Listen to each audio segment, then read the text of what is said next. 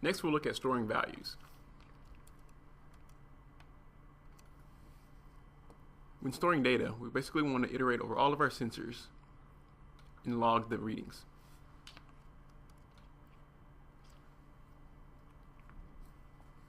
We can borrow some of our code that we use to check our moisture sensors.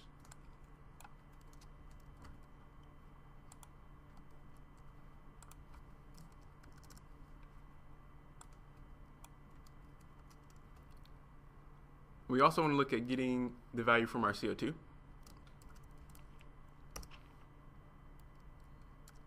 So, creating a value to store the CO2 reading. And we're going to read the CO2 object.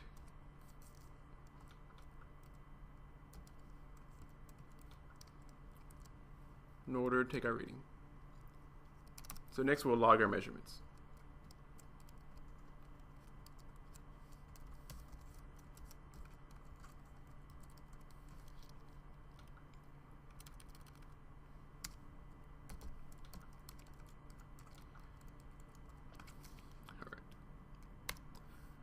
To do that, we're going to use the data log.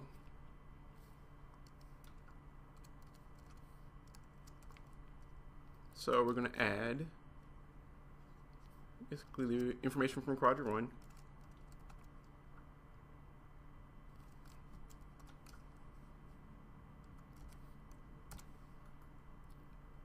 And it'll basically be the variable val q1, since that's what we use to get the measurement.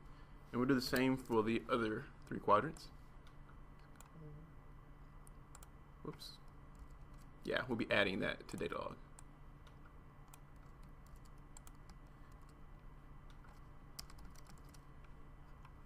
Okay.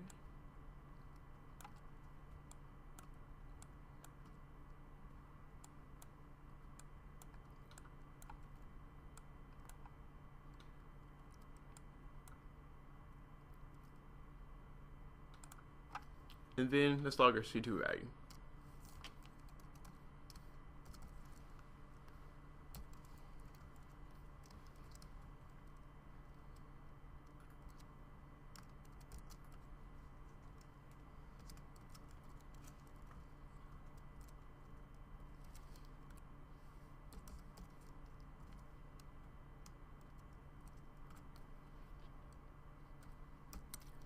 And as an added benefit, it would be nice to know when we took these measurements. So we're going to add the timestamp to the file also. We're going to do something similar to what we did whenever we wanted to print the timestamp when we water the plants. We're going to be using the string library. So let's create a variable. Let's call it the time.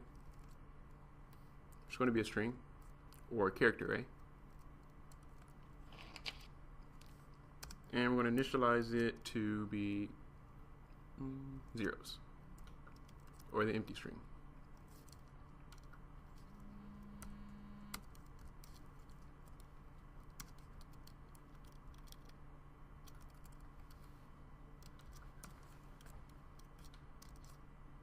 Yeah, change it to the empty string.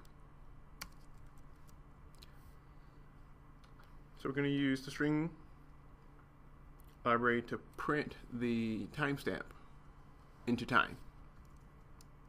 So sprintf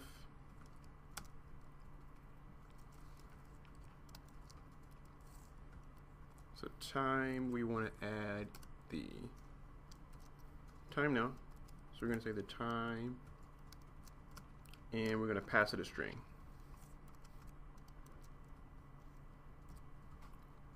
And the string will just be the current timestamp. So date time, and you get the stamp like that. And then the last thing I have to do is just add it to the data log.